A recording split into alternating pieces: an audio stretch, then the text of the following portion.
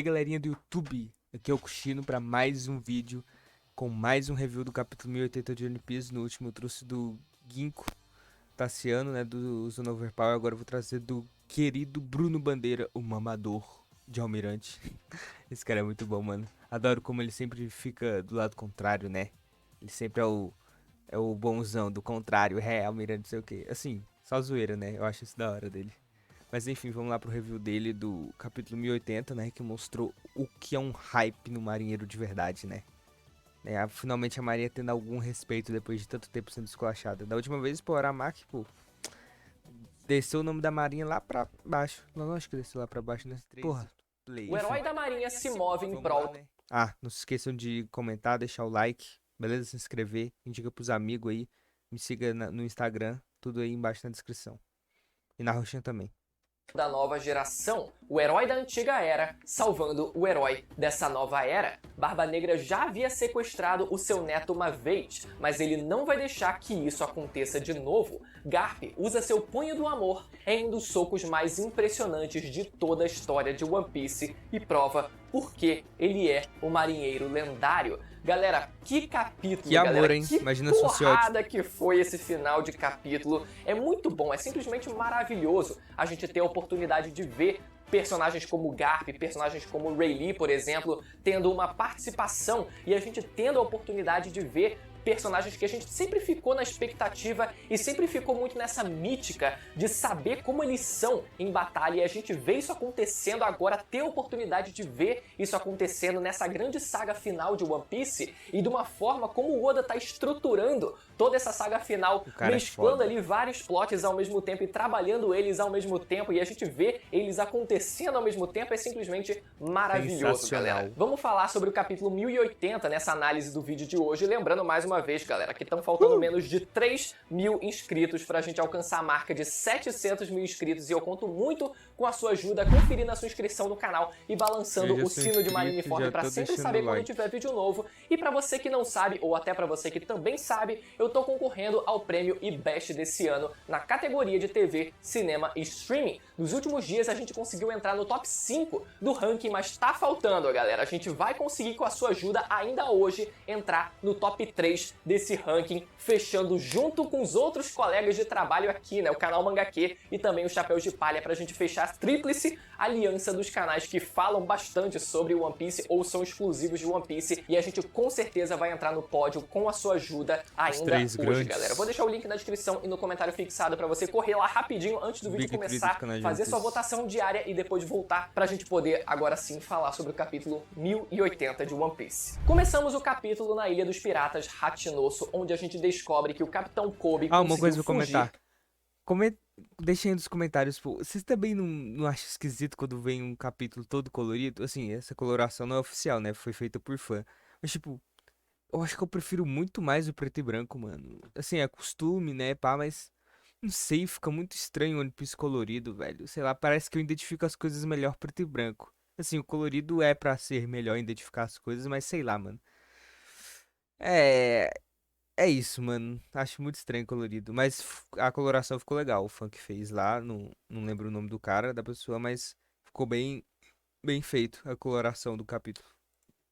Da prisão do Barba Negra. E aqui logo no começo a gente tem um negócio curioso, que são os piratas ali, os randoms que estão abaixo do Barba Negra, se perguntando, né, o quanto o Kobe ele realmente valia, já que ele não era um contra-almirante, mas sim um capitão. E isso foi algo curioso que o Oda ele colocou propositalmente, porque quando a gente viu lá no Reverie, quando o Capitão Kobe ele apareceu, na primeira versão no capítulo, a gente viu como ele foi apresentado já como contra-almirante Kobe, só que na versão do volume depois isso foi corrigido e ele voltou a ser chamado e apresentado pra gente ainda como Capitão Kobe. Então é engraçado que o Oda ele usou essa forma de esclarecer pra gente, né, pra quem não acompanhou a versão do volume, que o Kobe ele continua como capitão, a patente dele continua sendo de capitão. Só que em tese, mesmo ele sendo um capitão, ele não deveria valer mais do que uma estrela. Só que a gente tem a oportunidade aqui também de conhecer um pouco mais do sistema de recompensa da Cross Guild, onde onde o Kobe ele vale atualmente Bug gênio. 5 estrelas, Isso o que é um homem dariam de mais ou negócios. menos ali 500 milhões de berries, galera. Ou seja, cada estrela vale mais ou menos 100 milhões de berries e o Kobe está valendo 500 milhões de berries. Isso porque, mesmo ele sendo um capitão e ele devendo valer em tese apenas uma estrela,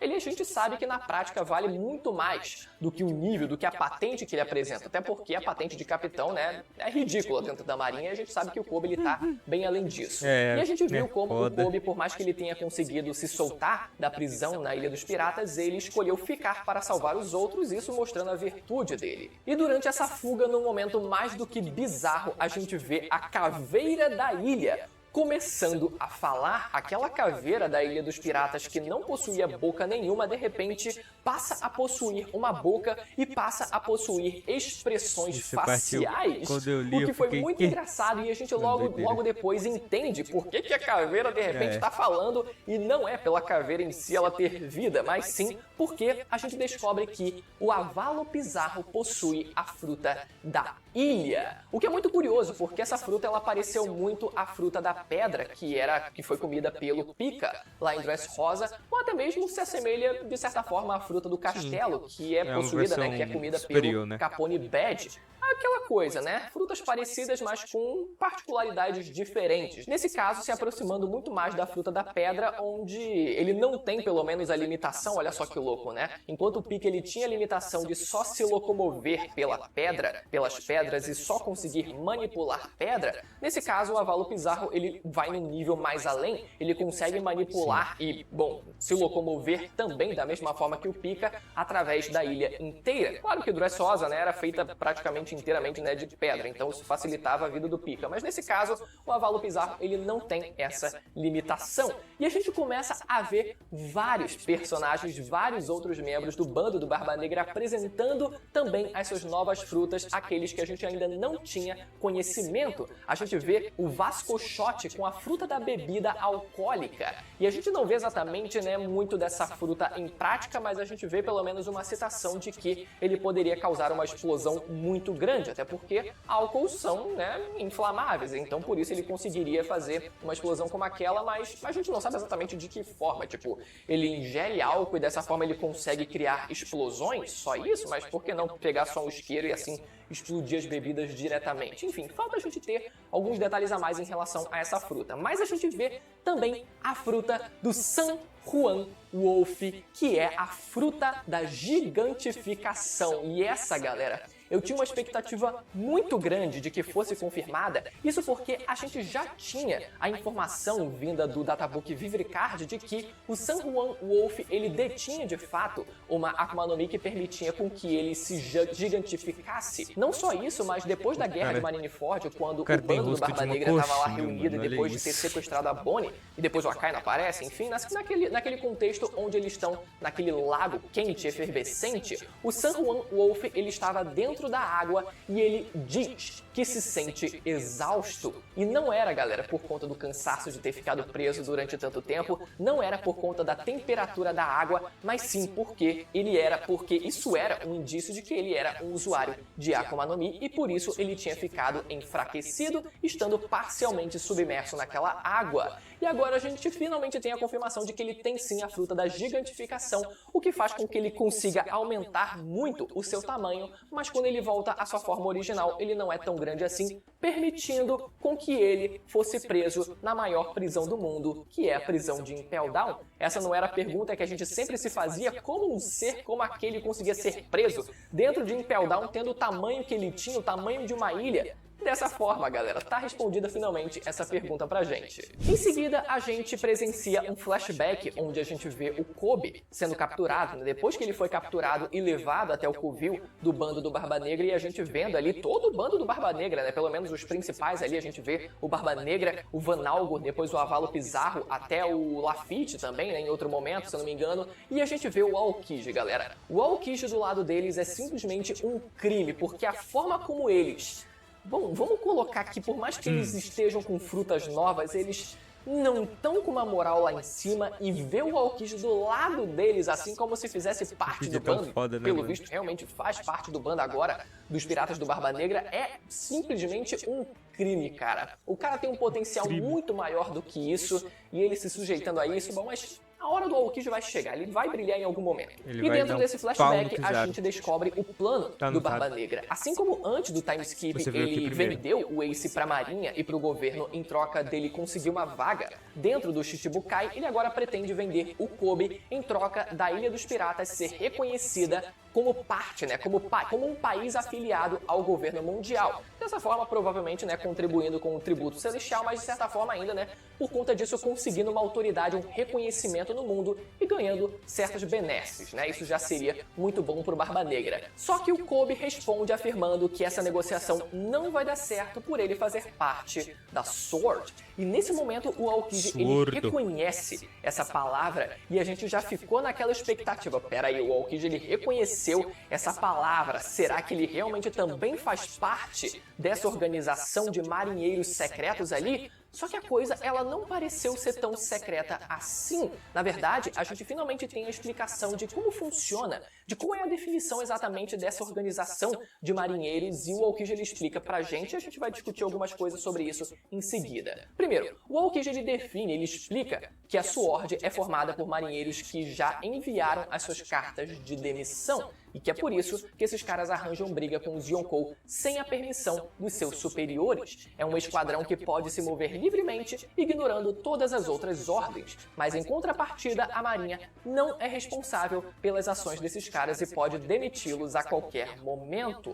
Esse Vamos lá, galera. papinho. Primeiro, essa não parece ser uma organização secreta, Sim, mas pela sim, fala como do o Aokiji Aokiji, explicou pra gente, de mas ele marinheiros pode que estar só blefando pediram pra, né, demissão, tentar o que é muito impedir esquisito, primeiro, o pelo desejo Kobe do a Barba gente Negra de saber que fazer a ele troca. almeja, o sonho dele é se tornar um almirante da Marinha. Então, qual o sentido dele querer ser um almirante da Marinha enquanto ele já enviou a sua carta de demissão? Ele pretende sair e abandonar a Marinha? Como assim? E segundo, que foi dito, né, que a Marinha não é responsável pelas ações desses caras e pode demiti-los a qualquer momento, tipo, mas eles já não enviaram a carta de demissão pra Marinha? Tipo, eles já não estão em processo de pedirem baixa da Marinha e se desligarem completamente da instituição? Por que a Marinha ela precisaria demitir ainda assim os marinheiros? Ficou muito esquisita essa explicação pra gente. Nesse caso, eu acho muito válido a gente esperar uma tradução oficial pra gente talvez ter uma nuance um pouco diferente e entender melhor Pode ser tudo isso também. isso. Não tinha Então pensado fica aí o nisso. questionamento se tanto o Garp quanto o Aokiji eles possam fazer parte desse grupo seleto Isso de que eu tava marinheiros, pensando. sabe? O Garp eu ainda enxergo ele muito mais como alguém que conquistou a sua liberdade dentro da instituição e permanece dentro da instituição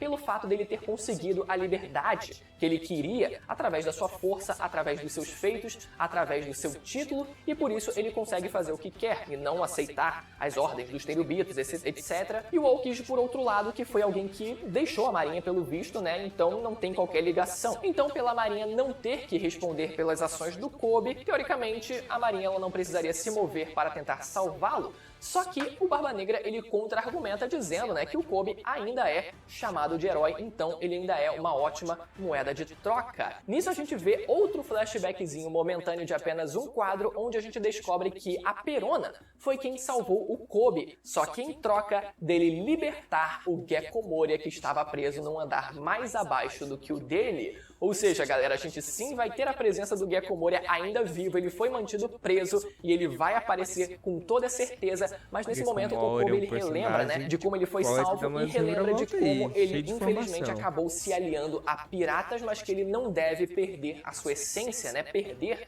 as suas virtudes por conta disso, o que é muito parecido, né? O Kobe ele tem seguido cada vez mais os passos do seu mentor Garp, que também não se orgulha de ter se aliado a piratas no passado, mas é exatamente isso que o Kobe ele também tem feito. Já na segunda parte desse capítulo, vemos vários marinheiros aparecendo na Ilha dos Piratas, alguns que a gente já conhecia, outros que a gente não conhecia, como a contra-almirante Kujako, que a gente descobre ser neta da grande conselheira Tsuru, que possui a fruta da adestração, o que é muito curioso e faz um contraste completamente oposto à fruta da Tsuru, que era uma fruta, né, de basicamente lavagem, né? Ela lavava a roupa, lavava as pessoas, o que, pô, peraí, né?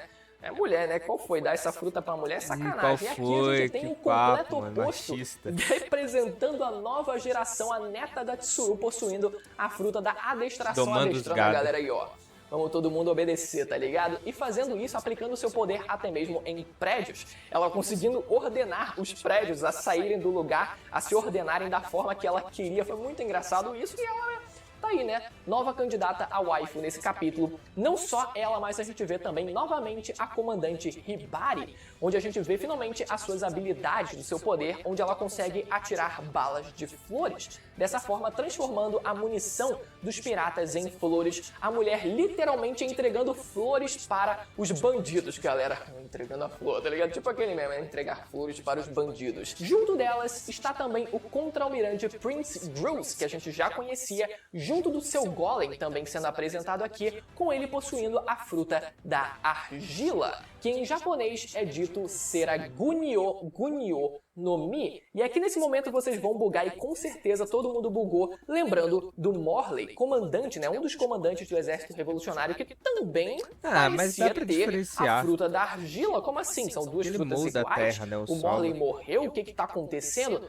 Galera, e aqui a gente tem dá que pra pegar a diferenciar. definição exata, pelo menos o nome original de cada uma dessas frutas, né? Quem é que vai Enquanto a confundir, fruta do Prince Bruce é a Gunyo no Mi, o Morley ele possui a Oshi no Mi, que está muito mais ligada ao verbo empurrar do que ser uma fruta da argila propriamente dita, né? O Morley, dessa forma, ele consegue, através da sua fruta, manipular, né, moldar objetos como se fossem argila. Mas isso é uma mera definição, poderia ser, sei lá, tipo cola ou qualquer coisa do tipo, mas o que o Morley faz é simplesmente conseguir empurrar as coisas e moldar dessa forma, como se fossem argila, mas é diferente do que o Prince Cruz ele apresentou pra gente aqui. Ele consegue literalmente secretar a argila do seu corpo, coisa que o Morley não apresentou pra gente, não apresentou conseguir fazer. Já adentrando no clímax do capítulo, depois de todos os preparativos terem sido concluídos pelos subordinados do Garp ali, colocando todo mundo preso em um só lugar da Ilha dos Piratas, o navio do Garp, com a Tashigi, o Helmeppo e o Garp pula de alguma forma que a gente não faz a menor ideia, porque ele não tem o mesmo sistema do Thousand Sunny, por exemplo, mas o Garp, ele aparece dos céus dizendo: "Ei, bando de piratas, vocês sabem quem vocês sequestraram? Kobe é o futuro da marinha. Não só isso, ele é meu amado aprendiz. Impacto Galáctico! Bah! Galera, que página e que cena absurda, que porrada foi aquela, galera. Ontem eu vi o Garp nos Trending Topics, eu vi o One Piece nos Trending Topics, que eu fiquei com vontade de reagir a esse capítulo, mas ele infelizmente não saiu tão cedo quanto o capítulo passado, mas o Oda ele tá soltando uma bomba atrás da outra com essa porrada que destrói ali vários prédios em volta ali.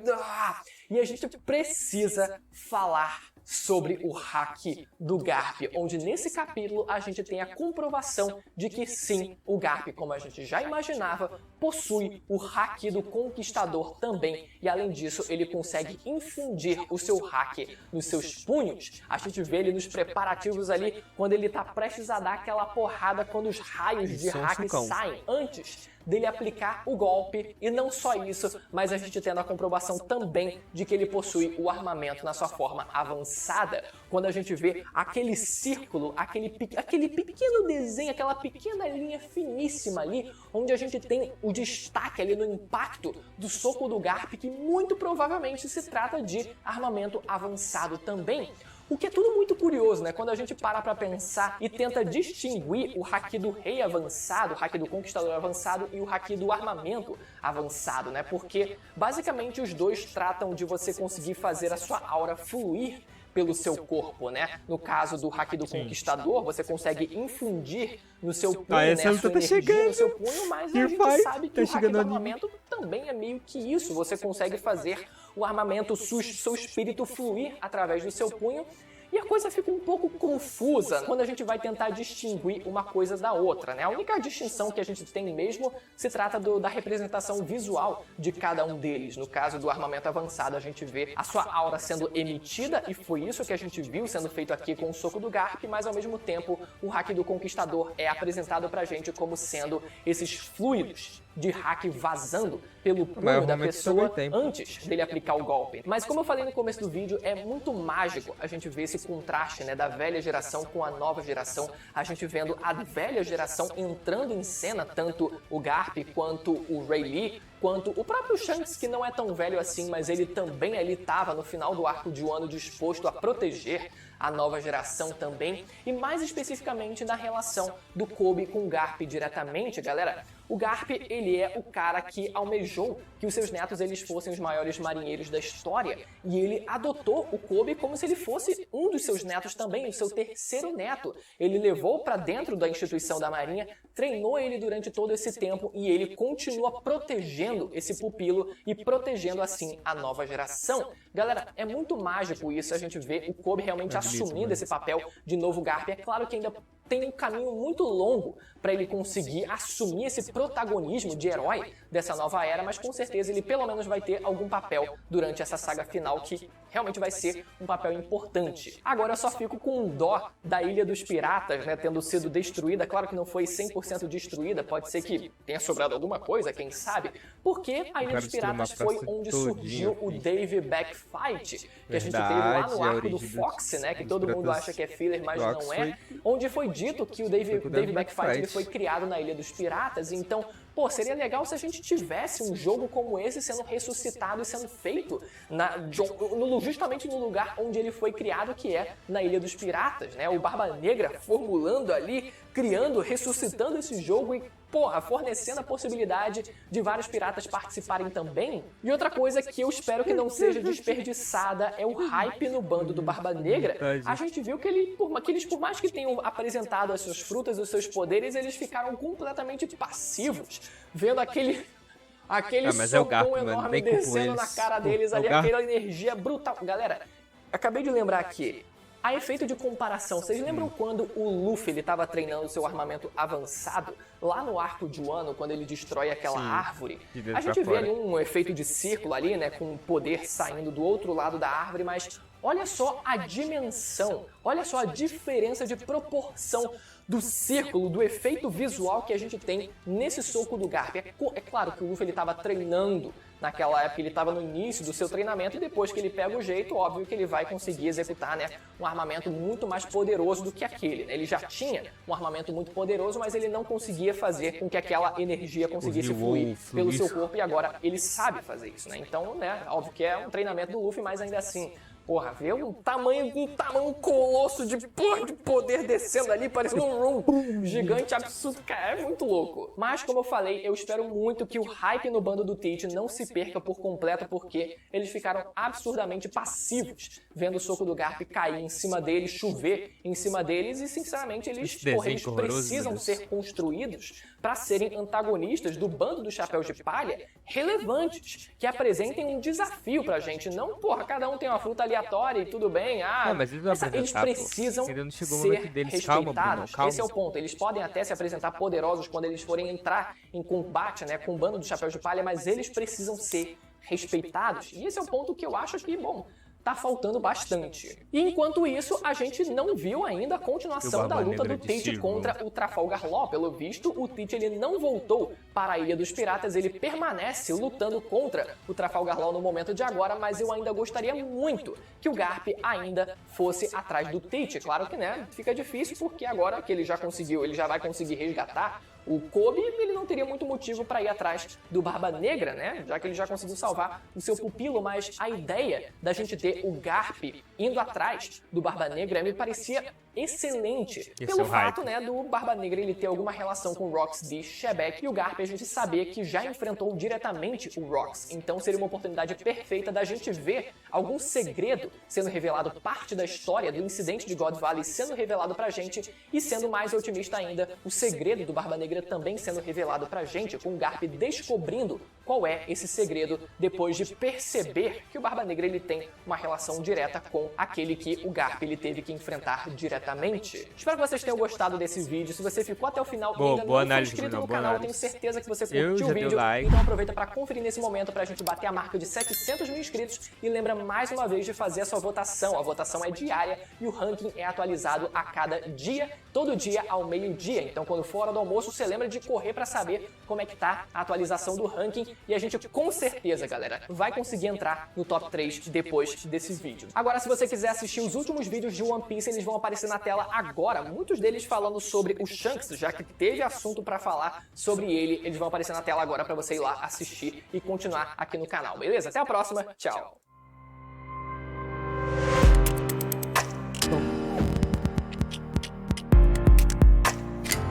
Galerinha, esse foi o vídeo. O que vocês acharam, meu amigo? Esse capítulo foi muito bom. Cara, é muito bom como o Oda...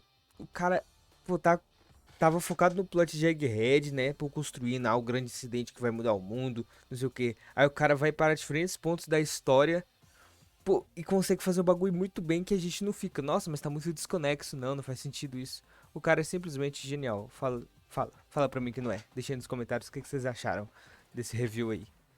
Enfim, galera, foi isso. Espero que vocês tenham gostado, beleza? Só agradece, continuando na melhora. Não se esqueçam de se inscrever, deixar o like, compartilhar aí, indicar pros amigos. Deixe os comentários aqui também, me siga no Instagram e na roxinha. Todos os links na descrição, o link do vídeo original também. Vão lá conferir o canal do Brunão, porque o cara é brabo, beleza? O mamador de almirante. Oh! Enfim, valeu, falou!